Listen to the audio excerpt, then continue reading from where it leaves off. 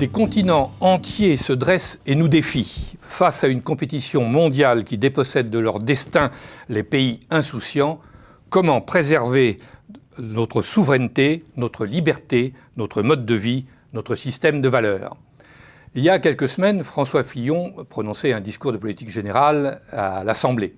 Et il reprenait cette phrase que je viens de vous citer. C'est effectivement la question qui est au cœur de nos sociétés occidentales. Insouciantes, nous l'avons été, car nous n'avons pas vu venir cette soif de revanche des pays anciennement colonisés, de la Chine et des pays émergents. Insouciants, nous l'avons été parce que nous avons cru que nous pourrions maîtriser, participer au développement de ces pays, alors qu'en fait, ils ont pris leur destin en main. Nous nous sommes illusionnés car nous avons pensé que nous allions pouvoir délocaliser les systèmes de production et la production de biens de consommation dans ces pays et nous réserver les services, la finance, la valeur ajoutée, les dividendes, etc. Or, en fait, nous avons fait, pour dire, un marché de dupes, car la stratégie chinoise notamment, mais aussi des autres pays émergents, vise à produire toute la chaîne de valeur. En plus, ces délocalisations massives, cette politique à laquelle les multinationales ont participé, a eu des effets pervers. Elle a engendré des bulles financières, elle a participé au déficit extérieur des pays occidentaux, elle a eu aussi un autre effet pervers, c'est qu'elle a nui en fait à la modernisation de nos infrastructures et de nos unités de production. Grosso modo, il y a eu deux modèles qui se sont développés ces dernières années. Le modèle des anglo-saxons, qui est le modèle du capitalisme financier, et le modèle des pays industriels, le modèle mercantiliste. Alors, dans les modèles mercantilistes, il faut distinguer entre les pays qui avaient une tradition industrielle, je pense à l'Allemagne, au Japon ou à la Corée, et bien sûr la Chine. Mais le propre de ces modèles mercantilistes, c'est qu'ils ont en fait développé une stratégie du tout export. C'est je produis et j'exporte et je base ma prospérité sur l'exportation. Et c'est ça qu'on n'a pas tout à fait compris dans un certain nombre de pays, notamment en France, au cours des dernières décennies. La Chine a tout misé sur l'exportation pour engranger des réserves de devises et ensuite pour créer une classe moyenne, mais aussi développer une stratégie tous azimuts. Et il y a aussi une petite Chine, qui est l'Allemagne, qui a développé toute sa stratégie sur la production de biens industriels, sur l'accroissement de ses réserves provenant de l'exportation et qui a conquis des parts de marché. Ces deux pays, avec aussi la Corée, ont indiscutablement gagné jusqu'à maintenant par rapport aux pays qui, eux, ont développé une stratégie laissant filer les déficits extérieurs, les déficits commerciaux. Je veux parler des États-Unis, de la Grande-Bretagne, de l'Espagne, mais aussi de la France. Donc, nous avons ces deux modèles qui se sont, en quelque sorte, qui se sont développés en parallèle. Le modèle anglo-saxon financier, le modèle mercantiliste industrialiste, Chine, Allemagne, Corée, et à un degré moindre, le Japon. La France, elle, effectivement, s'est plutôt mise dans le camp anglo-saxon. On a, sans le dire d'ailleurs, on a choisi de ne pas choisir. Depuis une vingtaine d'années, on a misé sur les services, on a laissé se déliter peu à peu le tissu industriel, on a vendu quelques beaux fleurons à l'étranger, et une fois qu'une grande entreprise est rachetée par un groupe étranger, elle perd sa nationalité. Mais ça, on en reparlera tout à l'heure. C'est-à-dire, au passage, une des conclusions de cet ouvrage, c'est que les multinationales ont toutes une nationalité. Le jour où elles sont rachetées, le jour où leur actionnariat change, le jour où le siège social part, la multinationale change de nationalité. Mais General Motors est américain, Siemens est allemand, et les grandes entreprises françaises qui conservent leur siège social et une majorité d'actionnariat français restent françaises.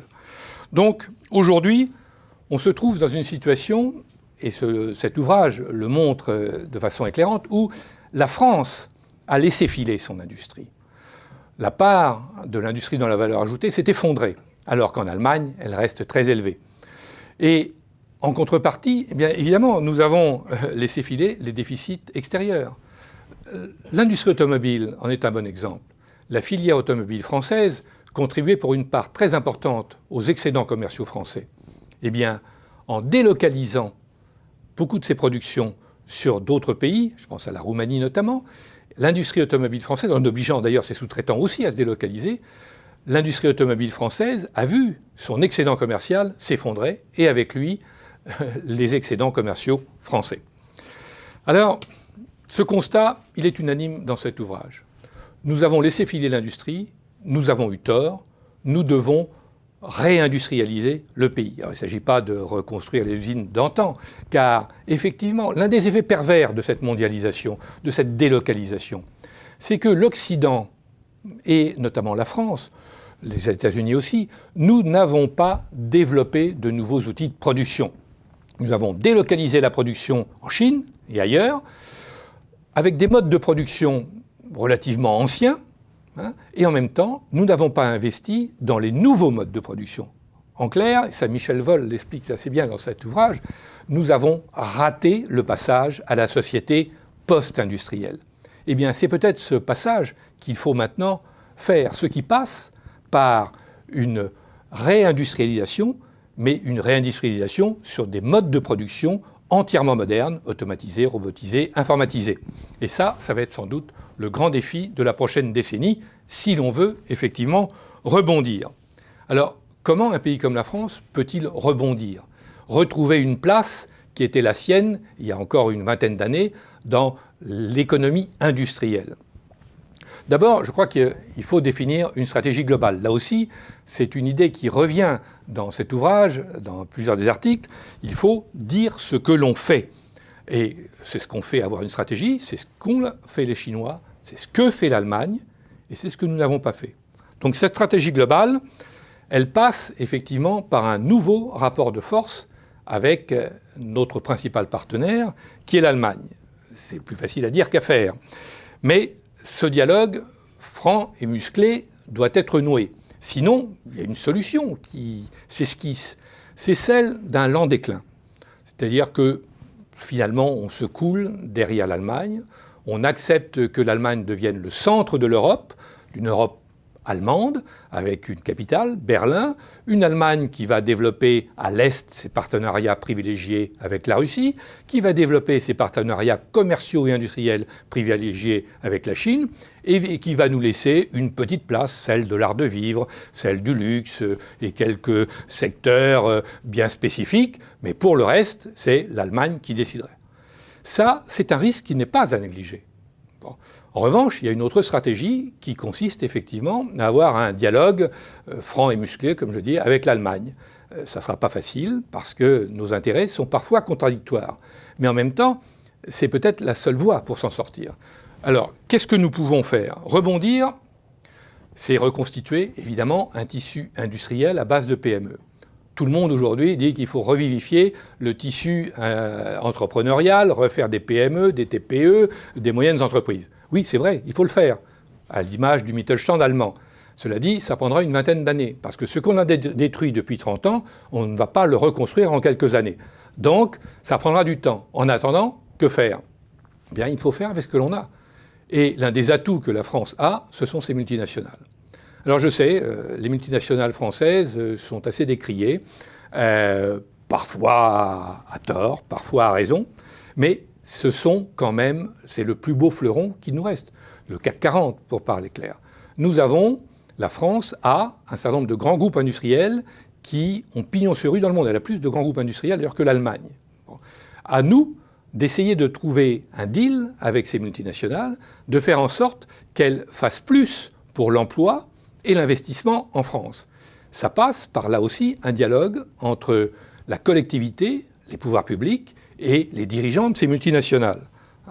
Et indiscutablement, les multinationales françaises sont encore françaises. Tant qu'elles ont encore une fois leur siège social et un actionnariat qui reste à majorité français, leurs dirigeants sont attachés au territoire, quoi qu'on puisse dire. Alors, ça passe effectivement aussi par un rôle de la puissance publique qui doit indiscutablement avoir quelques axes privilégiés et les expliquer. Par exemple, je crois qu'on peut avoir une politique industrielle, ça veut dire avoir des secteurs ciblés sur lesquels l'État va faire porter son effort. Je cite 3 secteurs au passage. La défense. Alors la défense n'a pas bonne presse, généralement. Mais la défense, l'industrie de défense est indispensable si la France veut encore avoir une voix dans le concert international. Si nous pesons encore plus, disons politiquement, que ce que nous pesons économiquement, c'est bien parce que nous avons encore une force de frappe et une armée qui tient encore à peu près la route. L'Allemagne a choisi de ne pas investir dans la défense, pour des raisons qui lui sont propres. Mais il nous revient à nous, qui avons encore de beaux restes, de ne pas abandonner ce secteur, car le secteur de la défense, on le voit bien aux États-Unis, et on le voit bien aussi en Chine, irrigue beaucoup de secteurs industriels, et notamment dans la recherche-développement et dans les nouvelles technologies. Donc il ne faut pas laisser le budget de la défense péricliter, bien au contraire. Deuxième secteur, c'est l'agroalimentaire. Le food power est une vraie réalité. La France a la chance d'avoir un pays diversifié, avec un climat qui reste tempéré et surtout un savoir-faire agricole considérable. Maintenons ce savoir-faire, ne l'abandonnons pas et soyons attentifs à ne pas signer des accords de Doha n'importe comment et à ne pas laisser notre agriculture subir le sort que l'industrie a subi depuis 30 ans. Donc défendons notre filière agroalimentaire, investissons dans l'agroalimentaire. Et là aussi, ça passe par des ententes entre les producteurs, la grande distribution et les consommateurs. Troisième domaine, la construction. La France a des champions dans le CAC 40, des grands groupes de la construction qui ont une renommée mondiale. Il faut, en France, leur donner une base solide. Or, il manque en France 1 million de logements. C'est une des grandes différences avec l'Allemagne. Le logement, en France, est insuffisant et coûte trop cher dans les ménages. Donc il faut construire 1 million de logements à bon marché si possible. Et là, il y a un marché considérable pour nos groupes du BTP et du secteur. De la même façon, dans les infrastructures, nous devons développer les infrastructures en France et en Europe. Et là aussi, on pourrait faire, par exemple, un grand emprunt européen pour développer ces infrastructures. Voilà quelques-uns des secteurs où la puissance publique, l'action entre la puissance publique et nos multinationales peut être bénéfique. Alors, reste ensuite, dans cette stratégie globale, les actions horizontales. C'est-à-dire horizontales, je veux dire, ce sont les mesures qui permettent d'améliorer la compétitivité de l'entreprise France Inc. Donc ça passe par, évidemment, la fiscalité, ça passe par un dialogue social, ça passe par une meilleure orientation de l'épargne et ça passe aussi par comment dire, pas appeler ça le protectionnisme, mais l'idée d'acheter français. Oui, ça peut paraître ringard, mais il faut bien comprendre que nos achats sont nos emplois, que le producteur est un consommateur et que le consommateur est un producteur et aussi un contribuable et un citoyen. Et que si nous privilégions systématiquement les achats hors du territoire européen, les achats de l'autre bout du monde, sous prétexte qu'ils soient un peu moins chers, eh bien, à terme, nous supprimons tous nos emplois.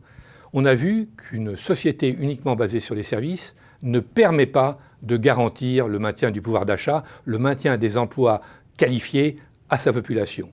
Donc, il faut effectivement que l'on produise, que l'on achète, que l'on ait un réflexe pour acheter européen, dirons-nous, sinon français. Et ça passe aussi par, disons, l'affirmation de ce que l'on est. Mais est-ce que la vraie question, c'est celle que je me pose en conclusion, la seule question qui vaille finalement, c'est de savoir si les Français ont encore collectivement envie de se battre.